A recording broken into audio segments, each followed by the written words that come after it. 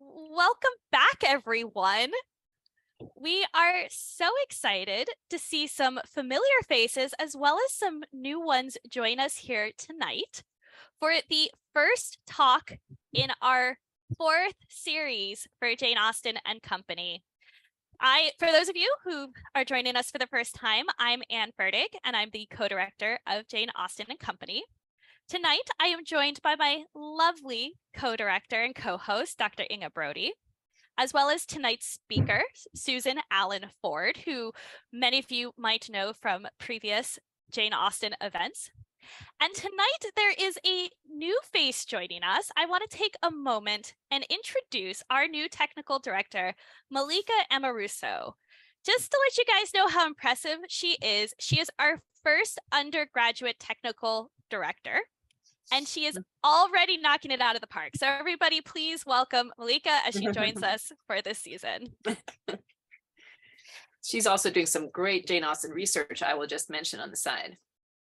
This in particular means a lot to all of us, right?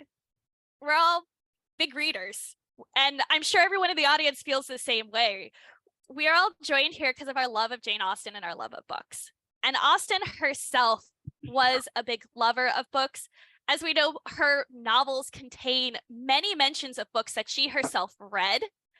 And so for this season, we are so delighted to be able to talk about Jane Austen and her books and the reading practices of the Regency period.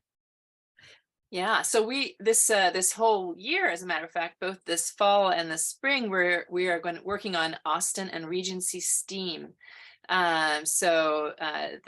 This first half of the season will be, as Anne has said, focused on reading with Austen, but we will also be including science and technology among those talks as well. So, for example, we've got an expert coming in to talk about Regency bookbinding and some of the little known facts behind those lovely volumes that we like to admire and hold in our hands.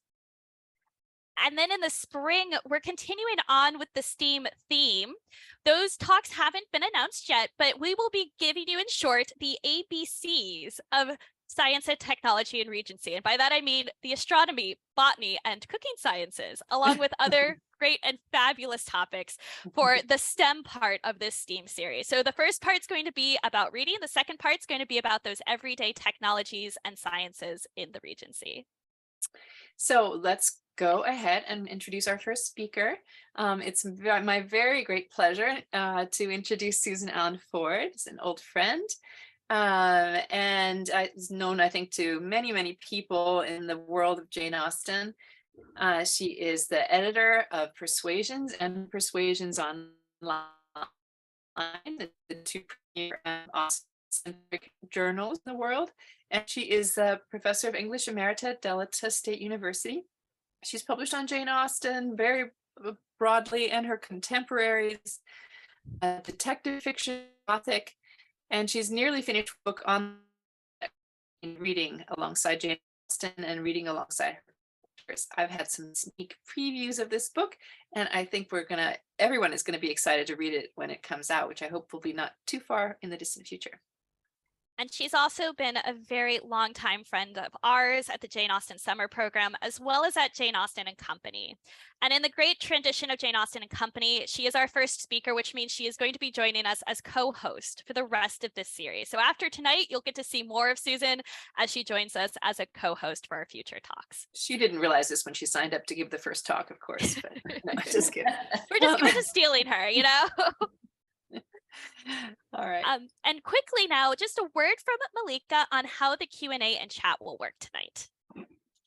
Hi, everyone. So throughout and after the presentation, you are welcome to put questions in the Q&A box, which is located at the bottom center of your screen. Inga and Anne will then ask them to Susan. If you would like to chat with the other attendees, as I see you're already doing, just feel free to put that in the chat, but please don't put questions in the chat box because our panelists won't be able to see them. So use that Q&A function. All right. Thank you so much, Malika, and thank you everyone here tonight. Do note that tonight's talk will be recorded and we will post it on YouTube afterwards. But without any further ado, I'm going to hand things over to Susan Allen Ford. Thank you. Let me share my screen here. Okay.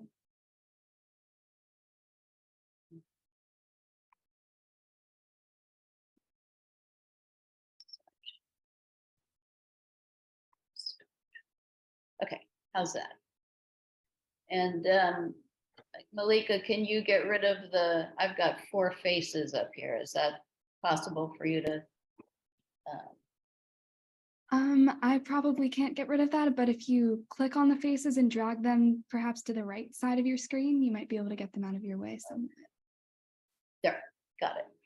All right, thank you. Thank you, Inger, for that introduction. I'm grateful to you and Anne for inviting me to co-host our new Reading with Jane Austen series, and also for the help of our technical director, Malika Amoroso, who obviously I need at every stage. We're looking forward in the next few weeks to Devaney Lozer's talk on the novel writing sisters, Jane and Anna Maria Porter, and to Christine Kenyon Jones's talk on Byron and Jane Austen. These writers were familiar to Jane Austen. In late October 1808, when Edward Austen's wife Elizabeth died after the birth of their 11th child, their sons Edward and George, ages 14 and 13, left their school in Winchester and stayed for a while in Southampton with their Aunt Jane, their grandmother, and Martha Lloyd before returning home. Jane described their activities to her sister Cassandra, who'd gone to Godmersham to help with the birth and stayed then to care for the family in mourning. While I write now, whoops, I'm not getting I'm not getting there, okay. While I write now, George is most industriously making and naming paper ships at which he afterwards shoots with horse chestnuts, and Edward equally intent over the Lake of Killarney, twisting himself about in one of our great chairs. Edward was escaping into the excitement of Anna Maria Porter's Irish romance, presumably borrowed by one of the Austen women from a local circulating library. And as we know from Persuasion, Austen, along with almost everyone in England, read Byron's poetry. In March 1814, Jane opens a letter to Cassandra with surely the most unnecessary apology ever penned. Do not be angry with me for beginning another letter to you. I've read the Corsair, mended my petticoat, and have nothing else to do.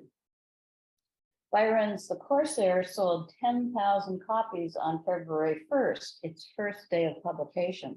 By mid-February, it had already gone through 5 editions. William St. Clair calculates that about 36% of the people with enough disposable income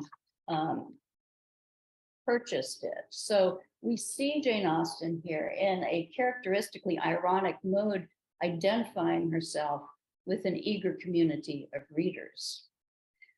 In the new year, we'll move from considering authors we know Jane Austen read to the wider literary world, still dealing with her reading, to the Ladies' Magazine, which she also read, and the Minerva Press, which published most of the Gothic novels on Miss Andrews's list in Northanger Abbey, to Phyllis Wheatley, America's first African-American poet, and to material elements of the book world, bookbinding, and extra illustrated books. But I want to begin this series with a focus on Jane Austen by talking about what we know about the books she owned, the ways she had access to books, what she said about books, and how books were part of the currency of sociability in her world. The first biography of Jane Austen, written by her brother Henry, was published with Northanger Abbey and Persuasion in 1818, the year after she died. His stated purpose was to describe a life of usefulness, literature, and religion rather than event. Someone, he said, who was faultless herself, as nearly as human nature can be. The general description of her reading is designed to indicate her morality and her propriety. Her reading was very extensive in history and belles lettres, and her memory extremely tenacious. Her favorite moral writers were Johnson in prose and Cooper in verse. It's difficult to say at what age she was not intimately acquainted with the merits and defects of the best essays and novels in the English language. Richardson's power of creating and preserving the consistency of his characters, as particularly exemplified in Sir Charles Grandison, gratified the natural discrimination of her mind, whilst her taste secured her from the errors of his prolix style and tedious narrative. She did not rank any work of Fielding quite so high. Without the slightest affectation, she recoiled from everything gross. Neither nature, wit, nor humor could make her amends for so very low a scale of morals. Henry Austen emphasizes the serious but also ladylike reading, history, belles lettres, moral writers in prose and verse, and Richardson's novel in which he sets out to give a portrait of a man of religion and virtue. Fielding is raised only to suggest that she recoiled from his work. No women writers are mentioned, not even Frances Burney, whose novel Camilla she subscribed to in 1796. Well, there's more to the story than Henry tells us, and that's what I want to talk about. An owner and chooser of books and a renter. In Mansfield Park, when Fanny Price is exiled to Portsmouth with 10 pounds from her uncle, she finds that such wealth makes her luxurious and daring, and some of hers found its way to a circulating library. She became a subscriber, amazed at being anything in propria persona, amazed at her own doings in every way, to be a renter, a chooser of books. Though Jane Austen's circumstances do not bear much resemblance to Fanny's, what Austen calls the potent and stimulative power of books is shared. Like most of her family, Jane Austen was a great reader, an avid consumer of literary experiences. Of her surviving letters, approximately 3/4 mention or discuss reading books or newspapers, either silently aloud, allude to or quote from literary works, discuss and analyze her theater experience, or refer to her own writing, the processes of publication, and the reception of her fiction. What do we know of that reading experience? Despite limited financial resources, Jane Austen was not just a reader, but an owner and a chooser of books. David Gilson's biography identifies 20 titles with her name inscribed, which he says have a fair claim to having been Jane Austen's property. And 2 others that she gave to her niece Anna seem also to have been hers first. So there are these books that she owned or read as a young child, the last 2 of them given to Anna. These are mainly educational texts. You'll notice French, history, and anthology. Books she owned as adults. Her nonfiction category includes history again, devotion, essays, and travel. And then she also owned, that we know, some works of poetry as well as novels. Some of these shared books were her own, some were gifts from her uncle James Leigh Perrot, whose bookplate remains in them. And Camilla is the novel that she subscribed to before its publication. Her name, Miss J. Austen Steventon, is printed in the list of 1,058 subscribers at the front of the first volume. And this was when she was, before she was 21. So she was still 20 when she did this. So we know that she owned other books as well. Before the family's moved to Bath in 1801, when the Reverend Austen retired and most of their possessions were auctioned, Jane sold some of her books as well as her music and her pianoforte. She wrote to Cassandra that her books are said to have sold well. She got 10 shillings for Dodsley's poems. Olivia Murphy has speculated that many of the books listed in the South case of the library at Godmersham Park, the estate of Jane Austen's brother Edward Knight, might also have belonged to Jane and then to Cassandra, including novels by Mary Brunton, Frances Burney, Maria Edgeworth, and Harriet and Sophia Lee, as well as Walter Scott's verse romances, Marmion and The Lady of the Lake. Nothing conclusive about Jane Austen's ownership of these books can be determined, and it's impossible to say how many others she might have accumulated before or after the 1801 sale. Much of the reading that Jane Austen did in her first 25 years when she was at Steventon, must have come from her father's library. Jacqueline Pearson argues that private libraries as the realm of the father were not entirely accessible to the women. And in the fiction of the period, they often specifically figure patriarchal power. And as the conduct literature shows, and we'll talk about this later, women's reading was monitored. But in Jane's letters of 1798, there are several references to her father's book buying, as well as the indication that these are books to which she has access.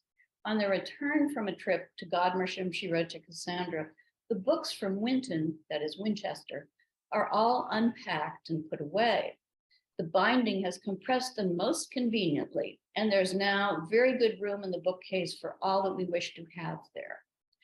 During the next month, she mentioned that her father bought Arthur Fitzelbini, a novel by Sir Samuel Egerton Bridges, against my private wishes, for it does not quite satisfy my feelings that we should purchase the only one of Egerton's works of which his family are ashamed.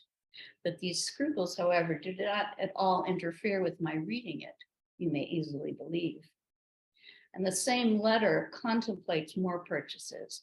We've got Boswell's tour to the Hebrides and are to have his Life of Johnson, and some money will yet remain in Burden's hands. It is to be laid out in the purchase of Cooper's works. Burden was the bookseller and book bindery on College Street in Winchester.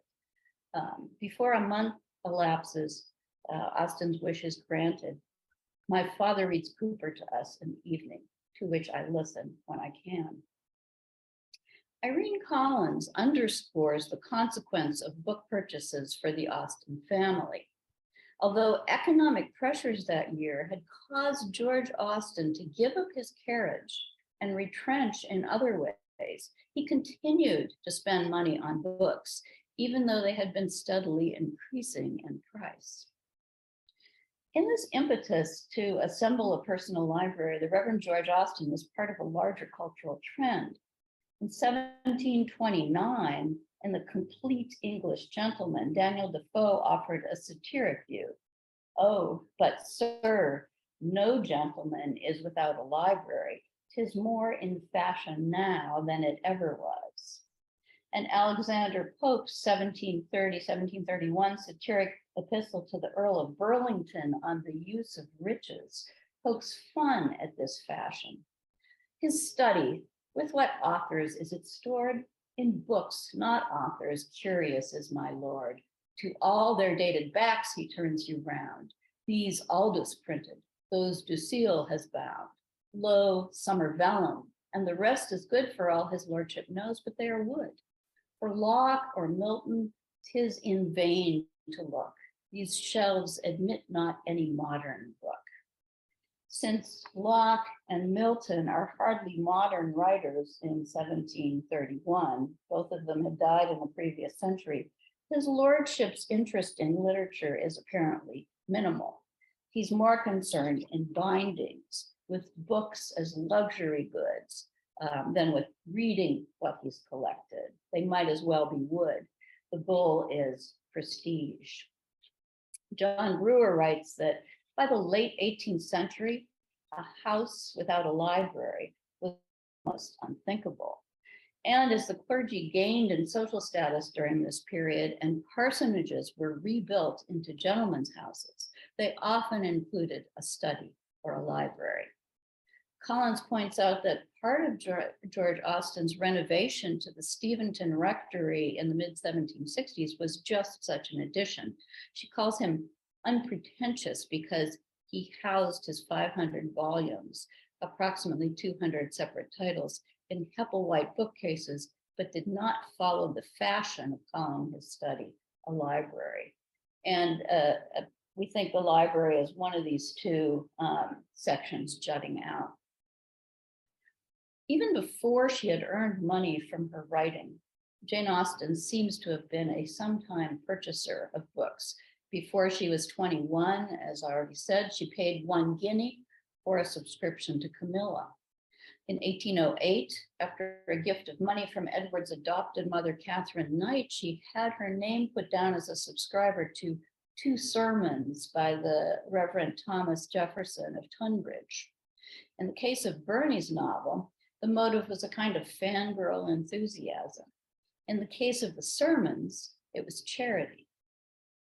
Besides the books available to Austen at home, she or her family subscribed to circulating libraries and joined at least one book society. Evidence of these subscriptions is scattered through her letters, beginning with a 1798 letter describing her father at a coaching inn, reading The Midnight Bell, which he has got from the library. The Midnight Bell, you remember, is one of the Gothic novels in Miss Andrews's list in Northanger Abbey. Not 2 months later, she received an invitation from a woman in Basingstoke, Mrs. Martin, announcing her circulating library. My mother finds the money. As an inducement to subscribe, Mrs. Martin tells us that her collection is not to consist only of novels, but of every kind of literature, etc., etc. She might have spared this pretension to our family, who are great novel readers and not ashamed of being so. But it was necessary, I suppose, to the self-consequence of half her subscribers. The circulating library could be a flashpoint for fears about the connections between reading and women's loss of innocence. Richard Brinsley Sheridan's Sir Anthony Absolute famously described it as an evergreen tree of diabolical knowledge. And depend on it, they who are so fond of handling the leaves will long for the fruit at last. The physicality of his language underscores the erotically charged anxiety. More seriously, in an enquiry into the duties of the female sex, Thomas Gisborne issued a similar warning against circulating libraries and the book club, especially for young women. The produce of the book club and the contents of the circulating library are devoured with indiscriminate and insatiable avidity. Hence, the mind is secretly corrupted. This language is actually like the language of Eve's temptation or eating in Paradise Lost. Let it be observed, too, that in exact correspondence with the increase of a passion for reading novels, an aversion to reading of a more improving nature will gather strength. Since Cassandra's name was given as a subscriber, with Mrs. Austen paying the fee, the Steventon family seemed unworried about such consequences. Though Mrs. Martin's library failed within the year, the Austens no doubt continued to subscribe to other circulating libraries. Letters from their time in Southampton mention a number of books from the circulating library there.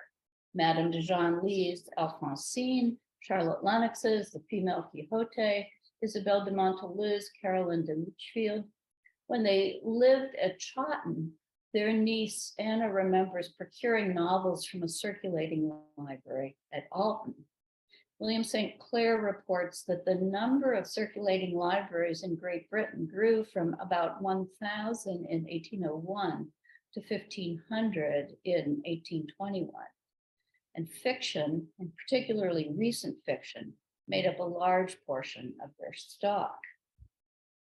In addition to circulating libraries, there were also book societies, mainly masculine, St. Clair asserts, whose members read the nonfiction texts of the public sphere, history, religion, political pamphlets, travel, and literature. After Jane Austen settled at Chawton Cottage in 1809, someone in the all-female household belonged to a book society. It's uncertain whether it was the Alton Book Society. Alton's an easy walk of 1.5 miles from Chawton, or a Chawton Book Society for which no records remain. Inga Brody has photographed the 1806, 1808, and 1811 catalogs of the Alton Book Society and shared them with me very kindly. The membership of the group is male, with the exception of Mrs. Baker, who I put a little red arrow by.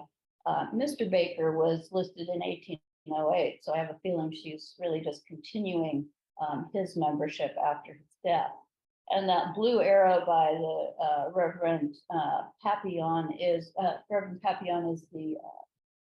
the rector in Chawton at the time. And a number of these other members are also Chawton neighbors of the Austens.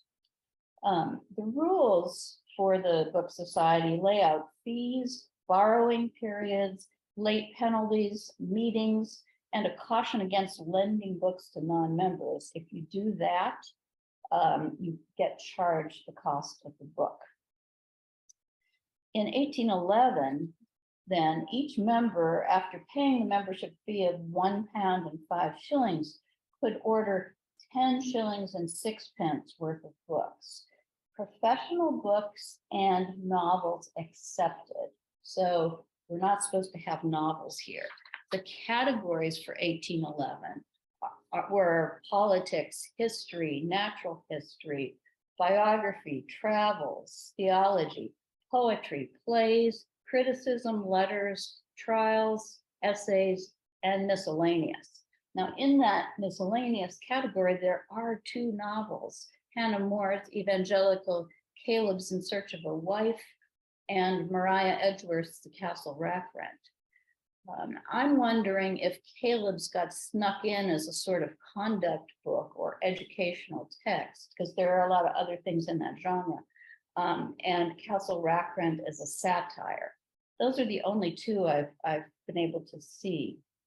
The Alton Book Society also subscribed to a selection of periodicals, from the Nonconformist Monthly Review to the virulently reactionary Anti-Jacobin Review, and including the Quarterly View, which published Walter Scott's review of Emma, and the Gentleman's Magazine, among others.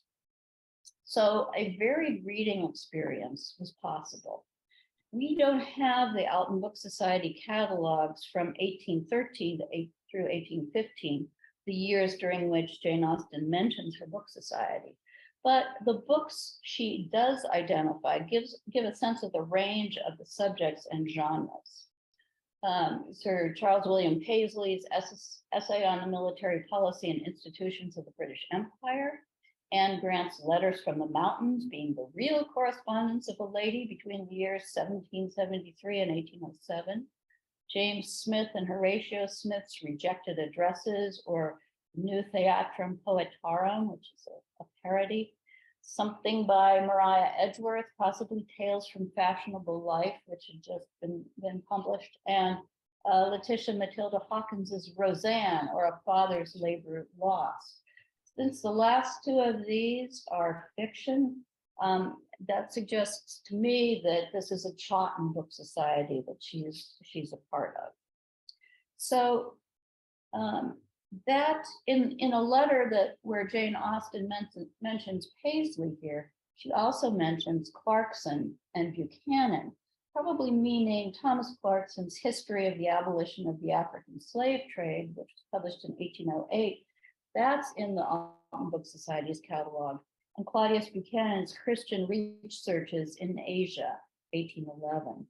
That is also likely borrowed from a circulating library or a book society. So you get a sense of the extent, the width of her reading. So that's Jane Austen reading at home. But books were an important part of daily life, even when the Austens were away. Like Charlotte Haywood, on her arrival in Sanditon, they joined local circulating libraries when they traveled. So from London, Jane wrote to Cassandra, who tried to get self-control, but in vain. This relatively new novel, which was published in 1810, would certainly have been available for purchase in London, but it might well have been in high demand at a circulating library. In a letter to her niece Anna, she remembers that the library in Dawlish was particularly pitiful and wretched 12 years ago, and not likely to have anybody's publication. And then to Cassandra, who's visiting Cheltenham, Jane remarked, "Your library will be a great resource." So books were a necessary part of daily life in any location. And of course, visiting her brother Edward Knight's family, Austen had access to the library at Godmersham Park. Jane Austen stayed at Godmersham 6 times after 1798, the year in which Edward's family moved there, totaling about 10 months. 4 of her letters mention the library, particularly her enjoyment in sitting there reading and writing. According to Mark Gerard, the country house library developed over the course of the 18th century. Its handsomely designed bookcases were likely to contain an all-around collection of several thousand books, both new and old, a good many of which were still being read by the occupants of the house. Godmersham and its library seem fairly typical. Both the house and its collection grew over the course of the 18th century. The original house, built in 1732, was expanded with the addition of wings in 1781. For us, the most significant aspect of the additions was the library at the extreme end of the east wing.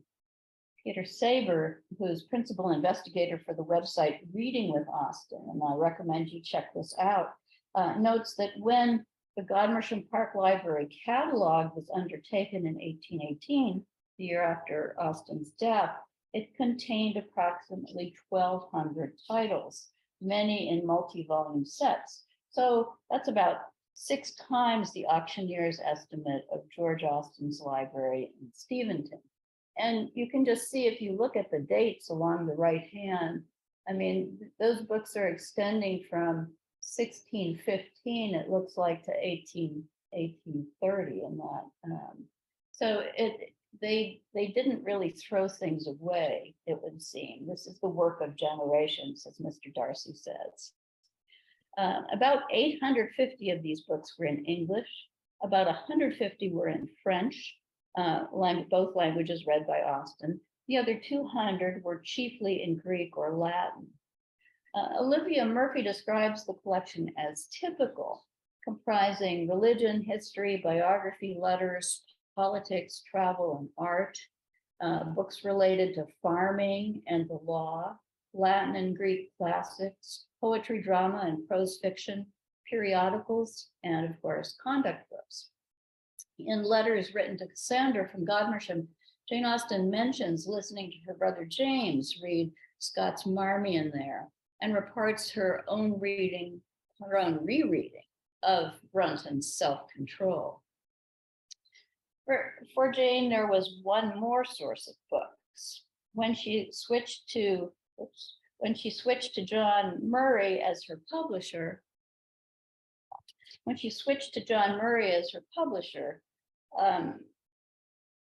he lent her current titles to read while she was in London. In particular, she thanked him for Walter Scott's poem, The Field of Waterloo, Helen Maria Williams, a narrative of the events which have lately taken place in France, published in 1815, and the quarterly review containing Scott's review of Emma.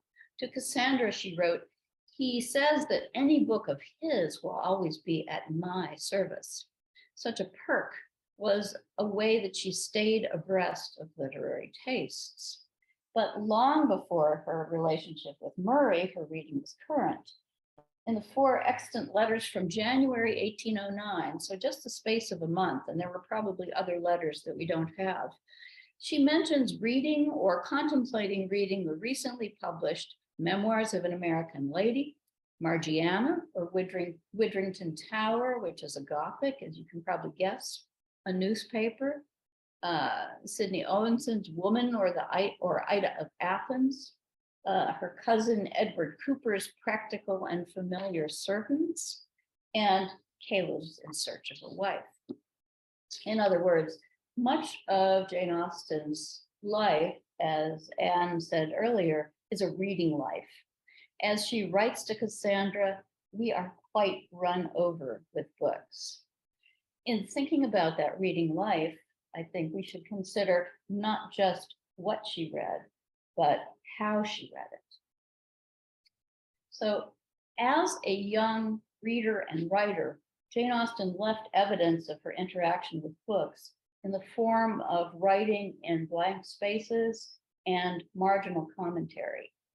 On the inside of one of her French texts, she signed her name, and then on the back pages wrote in a childish hand, "Mother's angry, father's gone out." The seeds of a narrative. As Jan Fergus writes, this sentence suggests that at 8, Austen was already an observer, a slyly humorous one. She implies that her father's exit is owing to her mother's anger, or perhaps the reverse, that her mother is angry because her father has gone out, Austen famously added to the parish registry of St. Nicholas Church in Steventon as a teenager, recording on the form for the banns of marriage a match between the splendidly named Henry Frederick Howard Fitzwilliam of London and Jane Austen of Steventon, and following that with a marriage between the same plain Jane and Edmund Arthur William Mortimer of Liverpool, witnessed by Jack Smith and Jane Smith, late Austen. As Paula Byrne notes, she's already a fiction writer of sorts. She's also a stylist. The high romance, or as Janine Barkas puts it, the glam of the bridegrooms, is punctured by the mundanity of the author's own name. Even so early, as her juvenilia also makes clear, she plays with texts. That playfulness is embedded in her reading and its connection to her own writerly prose. In the Cambridge edition of Austen's Juvenilia, Peter Saber has transcribed the marginal comments in Austen's copy of Goldsmith's History of England and in her elegant extracts in prose. These comments, over 100 in Goldsmith, 15 in elegant extracts, were made most likely in 1791, Saber speculates, just before she wrote her own History of England by a partial, prejudiced, and ignorant historian. The comments in elegant extracts chiefly articulate emotional responses. Against an excerpt from William Robertson's The History of Scotland on Mary Queen of Scots, she successively writes, "No, no, yes, a lie, another lie, a third," before challenging other claims with a bit more specificity. The early annotations in the margins of Goldsmith are simple, highly colored, even emotional judgments. What a pity, detestable monster, sweet man. But there's also a growing authority with which she corrects Goldsmith, indicating a more than emotional engagement with her reading. She copy edits, she challenges his interpretations, she imitates his sentence structure as she overturns his readings. She recognizes her kinship with Goldsmith, her fellow writer of history. "O Dr. Goldsmith, thou art as partial an historian as myself," she writes. And the balance of power shifts further as the 15-year-old shares her achieved wisdom with the historian who professes to find the behavior of the Whigs very remarkable. "My dear Dr. G," she writes, "I have lived long enough in the world to know that it is always so." And that sense of readerly and writerly authority persists. In 1796, Austen provides a more satisfactory ending to Burney's Camilla, a apparently killing off a character who has, as she points out in a letter, kept the lovers apart for 5 volumes. Despite her obvious admiration for and absorption in Burney's novel, she confidently improves the work of the established author. Unfortunately, there are no marginalia after that, but her letters continue to provide evidence of her lifelong engagement with her reading. The diversity of that reading is remarkable, as we've already seen: conduct, sermons, travel, politics, letters, biography, and history, poetry, and of course, fiction. Sometimes there are mere mentions with a token positive or negative comment. In other cases, Austen's letters reveal a more analytical interaction with books, especially fiction, that shows the mind of the writerly reader at work. Many of these conversations about books apparently span the course of more than one letter, as in her observation on Anne Grant's Memoirs of an American Lady, which improved as we went on, but still the same faults in part recurred.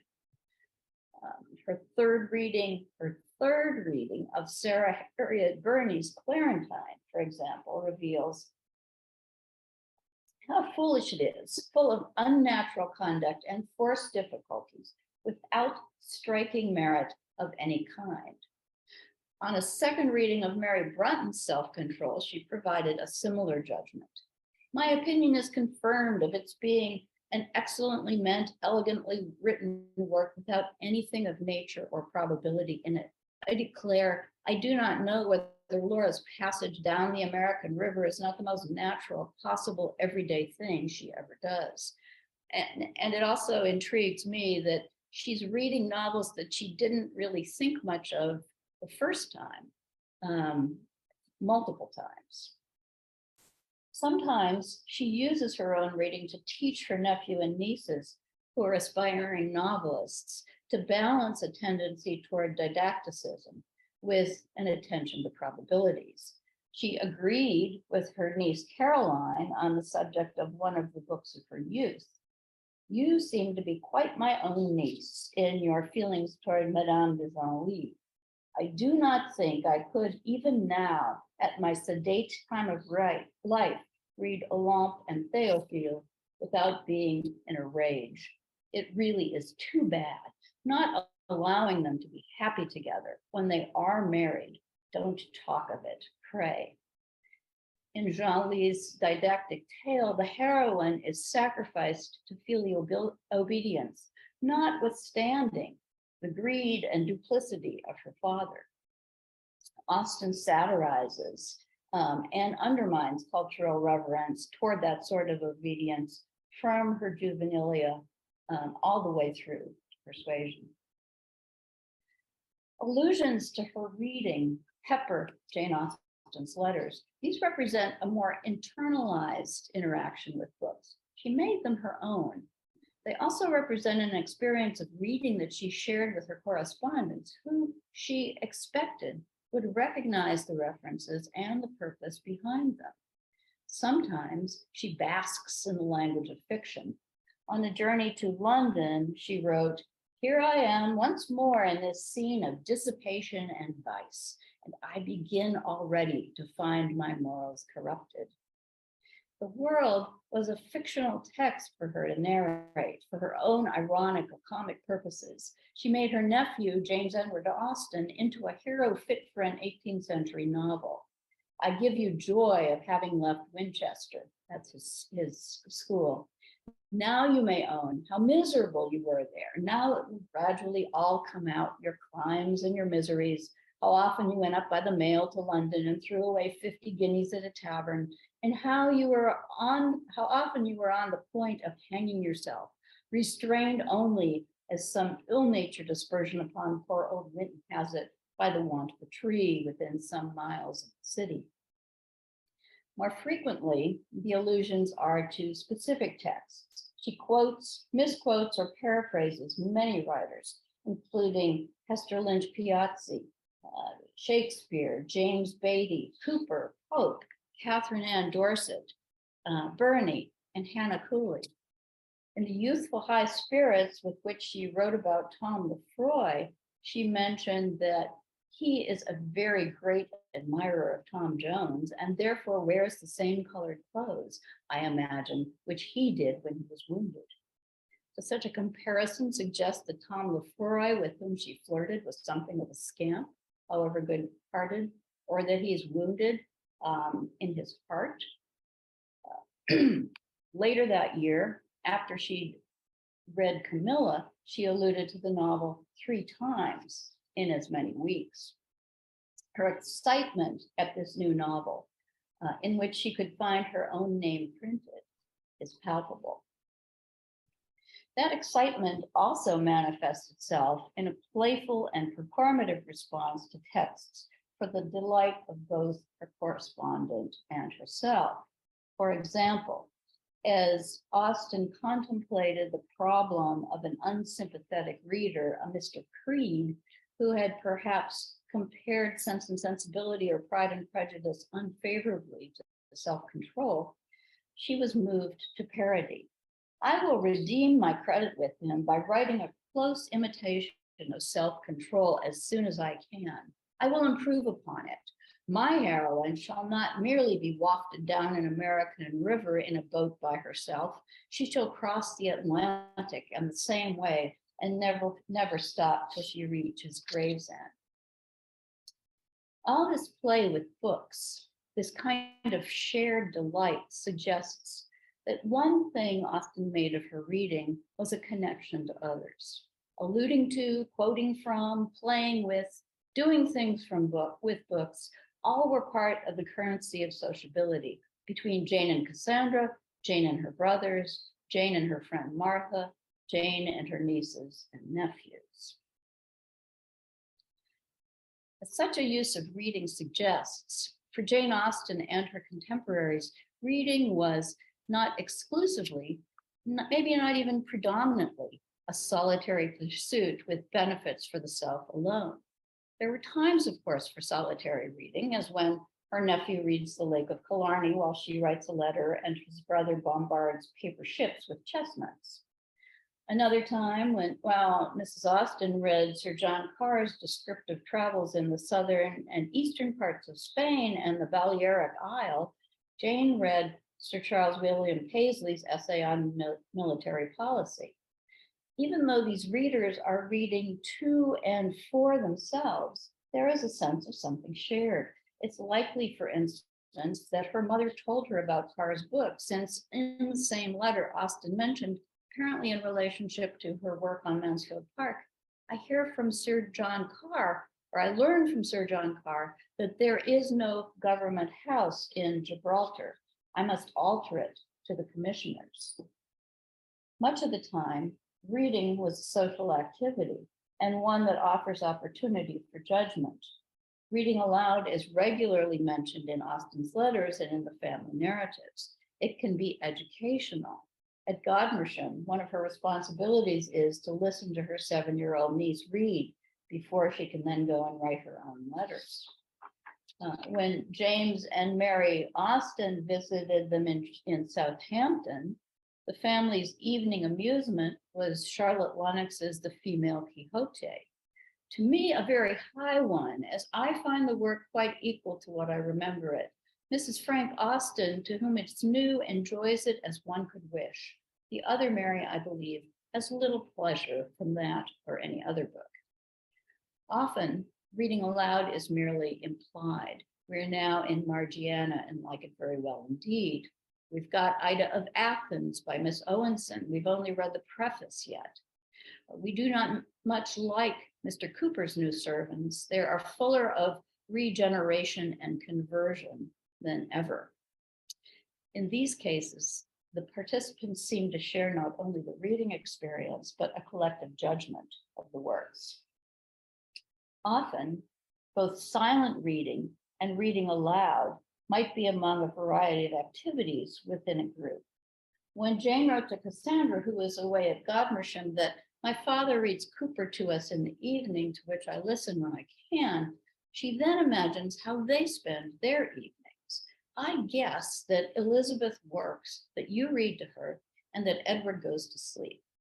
These two domestic portraits show not only the contrast between the bookish Reverend Austen and his sleeping son, but also suggest what women are often doing. Listening when other domestic responsibilities don't interfere, working, that is, at needlework, or reading from a book themselves to entertain others. Or this kind of reading might form the enjoyment of part of the assembled company. After a dinner for 14, during a very pleasant day at Axe Rectory, Austen recounted there was a whist and casino table and 6 outsiders. Rice and Lucy made love, Matthew Robinson fell asleep, James and Mrs. Augusta alternately read Dr. Jenner's pamphlet on the cowpox, and I bestowed my company by turns on all. On other occasions, tedium is not alleviated by the reading material available. There was nothing entertaining or out of the common way. A whist table for the gentleman, a grown-up musical young lady to play backgammon with Fanny, and engravings of the colleges at Cambridge for me. Reading aloud was one of Jane Austen's own talents. When she and her mother read the newly published Pride and Prejudice to their neighbor, Miss Benn, she was impatient with her mother's technique, which even temporarily affected her own judgment of the novel. I had had some fits of disgust, but I believe something must be attributed to my mother's too rapid way of getting on. And though she perfectly understands the characters herself, she cannot speak as they ought. The family histories underscore Jane Austen's excellence as a reader. In 1818, her brother Henry wrote, she read aloud with very great taste and effect. Her niece Caroline remembered that Jane Austen was considered to read aloud remarkably well. I did not often hear her, but once I knew her take up a volume of Evelina and read a few pages of Mr. Smith and the Branktons, and I thought it was like a play. And the Reverend William Fowle, a nephew of Martha Lloyd and Mary Austen, in an 1870 letter to Caroline, recalled both Jane Austen's singing and her reading. The last time I ever saw her was at Steventon when she was on a visit. She was a very sweet reader. She had finished the first canto of Marmion, and I was reading the second when Mr. Digweed was announced. It was like the interruption of some pleasing dream, the illusions of which suddenly vanish.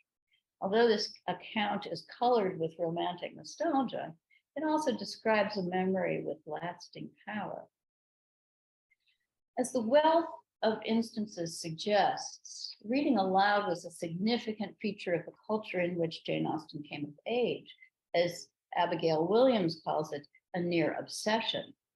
The elocutionary movement, beginning around the 1760s, prepared men in particular for public speaking and reading, especially for the law and the church. But its influence spread also into the domestic sphere. To take only one example, Thomas Sheridan's 1775 Lectures on the Art of Reading directs one preface to the clergy and another to all masters and mistresses of academies and boarding schools. There are, however, implicit dangers for women's reading aloud. Sheridan sees the development of the skill as a means toward the improvement of women's minds, but also suggests that of all arts, it would be found the most bewitching. James Fordyce tells young women that their business is chiefly to read men, but allows that reading is a safer entertainment than gaming, endless visitings, and other follies. He sees it as a valuable and pleasing accomplishment. Women, Fordyce claims, possess a heightened ability to read well, owing to that fine feeling of nature and of sentiment, which may be supposed to result from the delicacy of their organs. But reading aloud should be practiced in the frequent hearing and under the kind animadversion of an experienced judge, he says. And he warns against reciting verse in any company that is not very private and chosen indeed. Mary Wollstonecraft, in her 1789 preface to the female reader, also sees reading aloud in terms of domestic accomplishment. Females are not educated to become public speakers or players, yet to be able to read with propriety is certainly a very desirable attainment. Thomas Gisborne cautions that both private and public reading should be governed by modesty. Let whatever she peruses in her most private hours be such as she needs not be ashamed of reading aloud to those whose good opinion she is most anxious to deserve. In other words, the power and the danger of reading aloud is the same, though it may be one of the accomplishments that attract a potential mate. As words on the page are delivered to the ears of listeners through the male or female body, that very physicality demands close monitoring. Reading aloud is licensed for women, but the possibility of giving license to the passions is a danger. But for Sheridan and others, a serious purpose predominates. Reading aloud will improve women's instruction of their children and thus contribute to the good of the nation. Between the sexes, it will introduce a golden state of social converse. I think he means the married sexes there. One aspect of this sociable reading that we haven't considered yet is its effects on the production of books. With the expansion of the reading public came a search for novelty and variety, and people reading aloud to each other during morning visits or during the evening needed breaks. Eve Tabor Bannett and others talk about discontinuous reading, that is, the practice of dipping into works for short segments. During the 18th century, texts of Shakespeare's plays began to highlight or flag significant passages, a practice that was soon followed by a book called The Beauties of Shakespeare, which just took the unbeautiful stuff out and collected only the most beautiful passages from the plays, often categorizing them by the emotion to be called forth or the theme. So I just took the first couple of pages of the book: advice, ambitious love, cowardice, the remedy of evils generally in ourselves, character of a noble courtier. And anyway, beauties of other writers then were soon published. In Jane Austen, A Literary Life, Jan Fergus makes the point that the 18th century is the mother of the digest, selections of short, entertaining pieces, generally reprinted from other sources at no copyright cost to the publisher. So anthologies like Elegant Extracts or The Beauties proliferated. The elocution texts that I was just describing were also anthologies that included poems, sermons, excerpts from history, speeches from plays, and letters, all suitable for domestic reading. In Northanger Abbey, Austen defends the talents of the novelist against those of the 900th abridger of the history of England, or the man who collects and publishes in a volume some dozen lines of Milton, Pope, and Prior, with a paper from the Spectator and a chapter from Sterne. In other words, the anthologist. But of course, Austen owned and read anthologies like herself, like this edition of the Elegant Extracts or Dodsley's Poems. She also read The Ladies' Magazine, a periodical anthology, pulling together, for example, and this is just 3 concurrent issues, excerpts from works like Mary Wollstonecraft's Thoughts on the Education of Daughters, Madame de Genlis, Adelaide and Theodore, Captain Cook's Voyages, the description and culture of bulbous-rooted flowers, as well as poetry, music, and embroidery patterns. Most of these works were continued for a number of issues, but it's not that she was going sequentially through them, or the magazine was going sequentially through them. They were really put in there as excerpts. Bannett argues that even novels were composed with such discontinuous reading habits in mind, constructed of letters or short chapters that allowed for oral reading in easy chunks. She cites evidence from Jan Fergus that borrowers from circulating libraries often started a novel in volume 2 or 3 if volume 1 wasn't available, and argues that novels were constructed to allow for this possibility.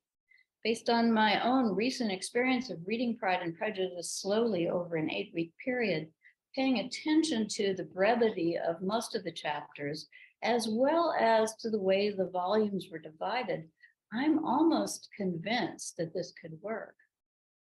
In January 1813, Austen's niece Fanny and her friend Mary Oxenden read Pride and Prejudice together.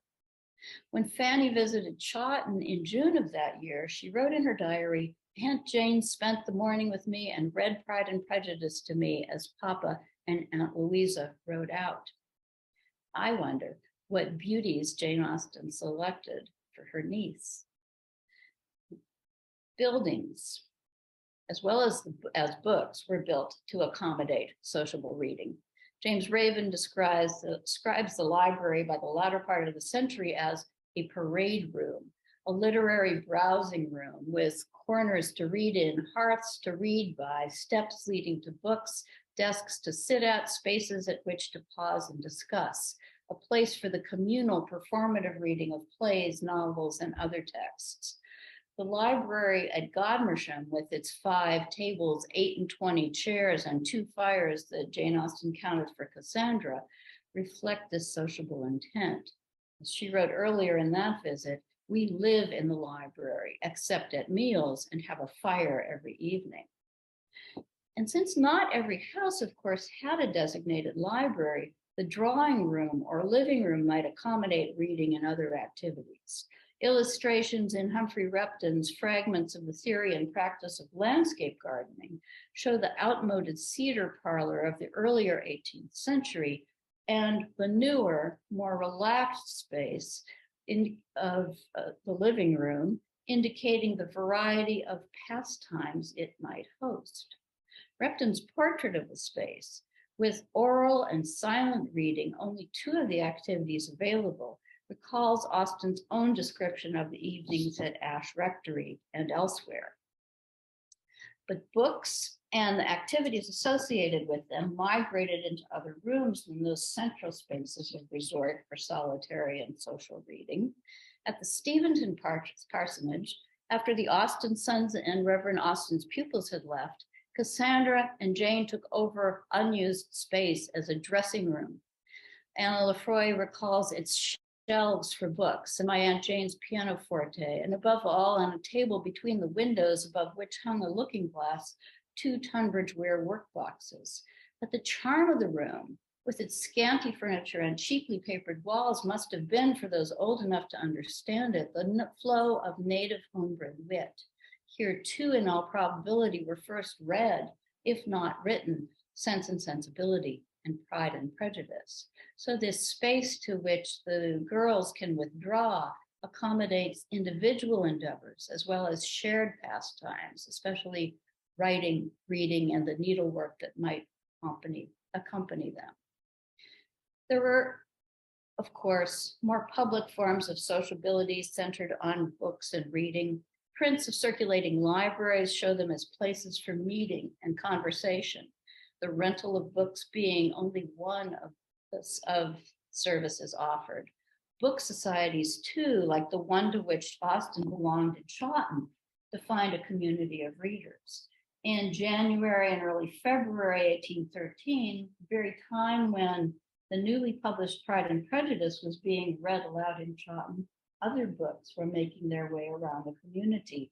Jane Austen recounts passing some along to other readers for a fortnight when she doesn't yet have time to read them, remarking that Chawton has many readers, or she adds, retainers of books. And there's discussion, even in the simple passing of books from one household to another. Upon Mr. Digweed's mentioning that she had sent the rejected addresses to Mr. Hinton, I began talking to her a little about them and expressed my hope of their having amused her. Her answer was, "Oh dear, yes, very much, very droll indeed. The opening of the house, and the striking up of the fiddles." What she meant, poor woman, who shall say? I sought no further. Papillons have now got the book and like it very much. Their niece, Eleanor, has recommended it most warmly to them. She looks like a rejected addresser. Although Chawton does not seem to be the kind of hyperliterate society that Deborah Kaplan has defined around Steventon, and although conversations about books with Cassandra might be more substantial than these reports, we see Austen as part of a reading community in which conversation and connection spread beyond the bounds of Chawton to Steventon, where Cassandra is visiting, and London, where Eleanor Jackson, the Papillon's niece, would marry Henry Austen in 1820, lived. So, in the world defined by Jane Austen's reading, the private and social, freedom and limitation, gravity and playfulness continually operate. There probably needs no ghost from the grave to tell us this, but the details are useful, I think, to construct a sharper image of the world from which and to which Austen wrote her novels. Novels that, I would argue, make us a part, along with herself and with her characters, of a community of great readers, a community that we will explore further in the next months. That's okay. Can you, Malika, can you stop my screen share? Oh, I see it. There. Okay. Thank you, Susan.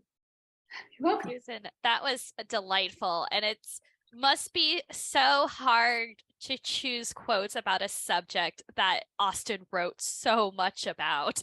Yeah, I mean, I know that I had many, but there are many more. So when I'm choosing one or two examples, there are probably 5 or 6 of the same and or of similar ones. And, you know, we only have that small portion of her letters left. So you just wonder what we could know that we don't. Yeah, you said 3/4, right, of her letters have something to do with reading or writing or the theater. Right, yeah. So, wow, you're right. There's a lot of potential there. Yeah. Just a reminder to our viewers, there is still time to get a question into the Q&A box if you would like us to ask it to Susan, and that is the box on the bottom center of your screen, not the chat box. So go ahead, we already have some really great questions in line to ask our wonderful speaker. Susan, do we, one of our readers is asking, or one of our participants is asking, do we know to what extent the Austen family's pursuit of books and knowledge would have been unusual for a rural family at this time in England?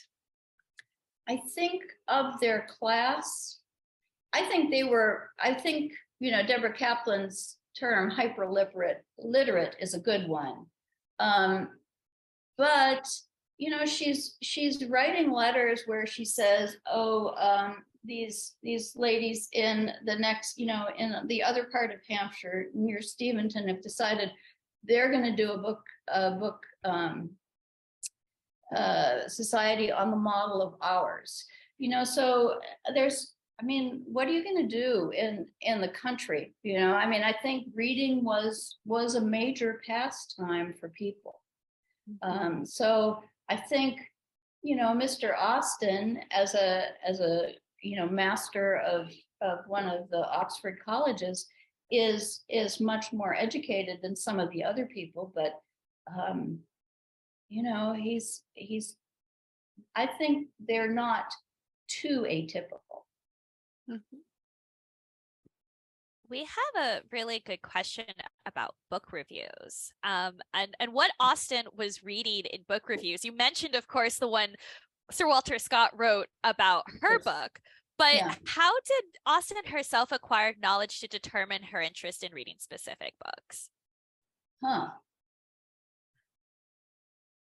That is a great question, and I don't know. You know, I'm sure a lot of it was sort of word of mouth. So when Cassandra is off at Godmersham, she apparently writes a letter to to Jane about Caleb's in search of a wife. And then they have a conversation about it. And she says that, you know, especially because of the diphthong in there, she's not interested in reading it. It's too pretentious. But so some of it is coming from that.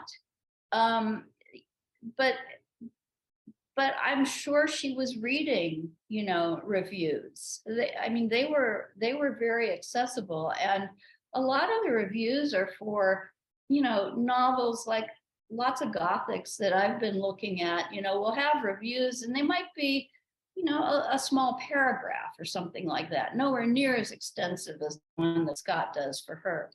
So, you know, there's lots of that. There are advertisements.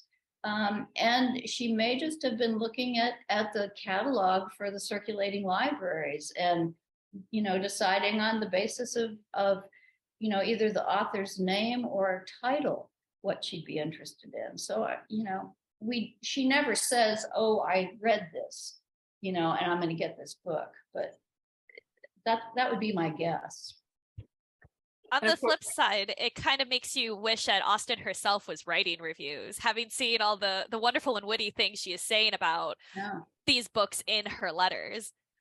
Well, you know, who was writing book reviews is Mary Wollstonecraft. She, you know, when she started, when, you know, she left her teaching and all of the other things that she was trying, she decided to support herself as an author, and Joseph Johnson gave her a kind, you know, lots of jobbing work to do, and part of it was book reviewing for the Analytical Review. And then the plan of the novel, of course, that Austen writes is in a way kind of a mashup of reviews. Yes, that's a great point. Mm-hmm. So someone here is also asking, I mean, they did have some duties. Their life was not entirely a life of leisure. And so how much time was spent in reading as opposed to household duties? I know there's some anecdotes of the Austen family specifically, but I think this participant wants to hear more generally too, if you know anything about this. Yeah, I think some of that too depends on your socioeconomic level. And in Jane Austen's family, they seemed to take, at least once she was in the household with her mother and Cassandra and Martha Lloyd, they seemed to take most of the household tasks off of her. So she was responsible for the toast and the tea at breakfast. And she practiced the piano every morning. But other than that, it looks like, I mean, the day would be somewhat open. I'm sure there was visiting to do, and they were doing lots of needlework, which was not merely decorative. You know, it was also functional, and, you know, doing other things. But I think there was, and evenings would necessarily be able to be given over to reading.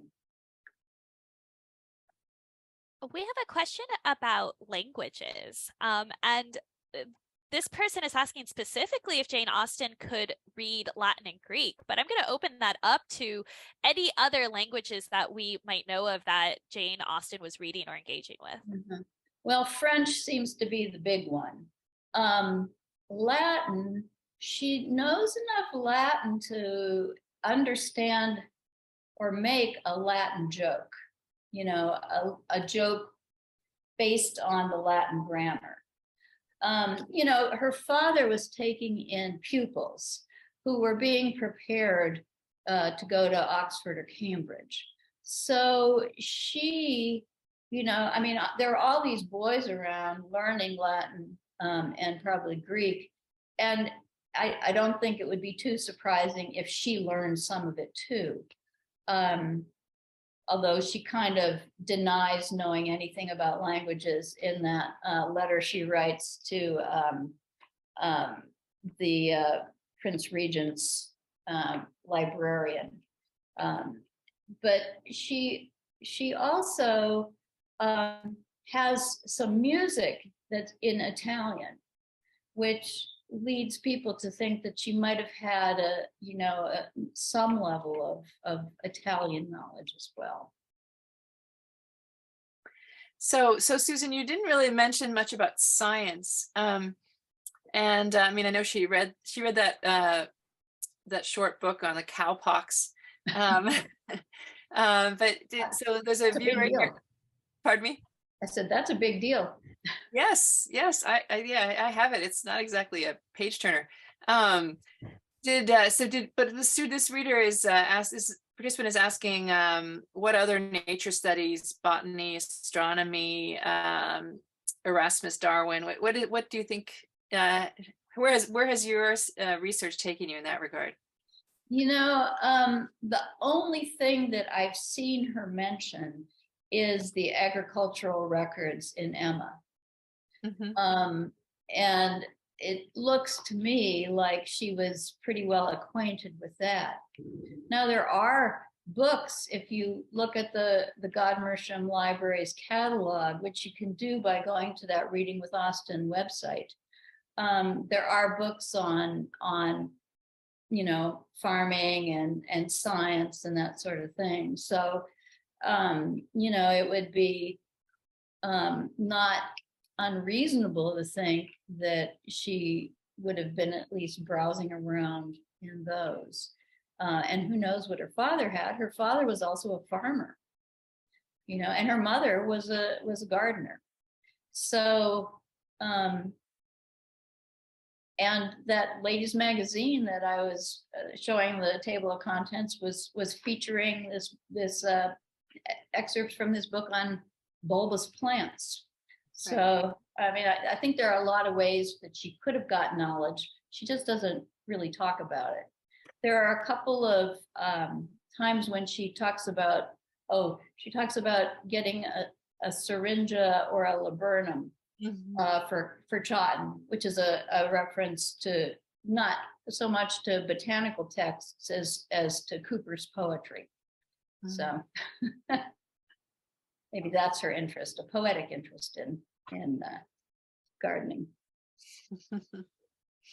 So we've heard all about your wonderful book that you're almost done with. We have a question about, does your project include some study of how Austen depicts reading, privately or socially, in her own novels? And is there anything you would like to comment on in that regard? Well, actually, that's what that's what it's kind of about, the book I'm working on. I'm looking at the times when characters are reading books or talking about books that they've read. And so, yeah, I'm interested in, the kind of weirdness of that. Mr. Collins, of course, is the great example as he starts reading Fordyce's sermons and then gets interrupted by Lydia, who gapes, whatever that means. And, then Fordyce gets interrupted. Well, what fascinates me is what happened, what did they hear and what did they miss? And, what kind of relationship might that have to our reading experience if we are reading as readers who would likely know Fordyce's sermons to young women? So that's the kind of thing I'm interested in doing. You mean you've already done, Susan? Well, yeah. That part of it I've already done. I've got a few things to go. So there are a few questions here about circulating libraries you might want to just do together here. One is about format of the catalogs. I think we know a little bit about this, whether they made recommendations or reviews in their catalogs or just listed the titles. Yeah, I don't know that they made recommendations or reviews. I imagine they were lists. I haven't seen any that do that. Have you? No, I haven't either, just lists. But I haven't even seen short descriptions in the ones I've looked at. What can I add something? Those Alton Book Society catalogs that you photographed and lent or shared with me. The first one which looks like it might have been the first year they were operating. That year, they organized their books by size. So they had folio, and then quarto, and then octavo, and then duodecimo. And then the next time we get the catalog, it's organized by category. I just thought that was really, really interesting. Well, one of the things I've learned recently is that those things are correlated, right? I mean, I find it fascinating the way that novels tended always to be in the octavo and occasionally duodecimo, whereas the more manly types of subjects tended to be in the larger volumes, and then women's conduct literature often is in the smallest, so that it could be conveniently portable, right? You can have it 24/7. Mr. Collins, when he goes into Mr. Bennett's library, pretends to amuse himself with a folio volume. So that just proves your point there. So there's also a price. I'm sorry, Anne. There's a cost of the annual. What is the annual fee in general of the circulating library, and what happened when they went out of business? That's a good question, and I don't know the answer. I mean, that book society, it was £1 and something. And in the book society, they every once in a while would sell some of their books off. Probably the ones that weren't circulating anymore. And that I have a feeling was true too for the circulating libraries when they would go out of business. They would just probably either sell things or recycle them. One of the interesting things about that list of Miss Andrews's Gothic novels in Northanger Abbey is that, for a long time, like I think it was 1891, somebody writes this kind of pompous essay saying, I don't believe these titles ever existed, and I'd like to have more than Miss Isabella Thorpe's authority for such a thing.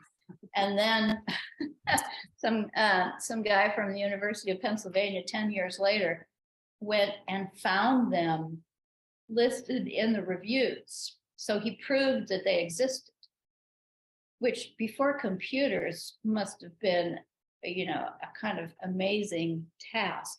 Anyway, so he did that. And then maybe in the 20s or 30s, Sadleir came across all of them and was able to collect them. And sometimes it was because country houses were getting rid of their old libraries, and he would go in and just kind of search through, and find these treasures. But a lot of times circulating library novels too would not last because of all the handling they had. So that's kind of a long answer and not real satisfactory. Oh, that's great. Thanks. I thought that was very helpful. Yeah. And did you ask one last question, or? Yeah, this is a very interesting one. So Jane's mom seemed to write poetry and seemed fairly well read herself. Mm-hmm. What do you suppose was her influence on Jane? Well,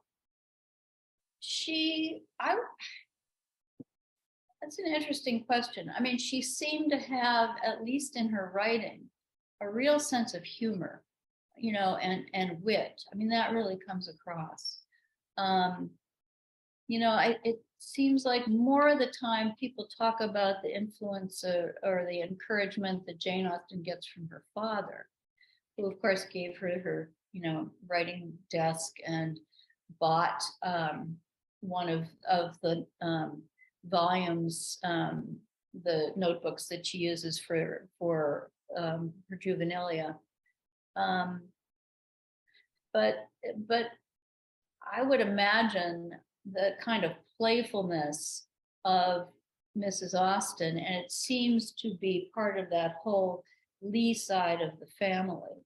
It was something that she inherited. And Susan, thank you for getting us started on such a great series. Of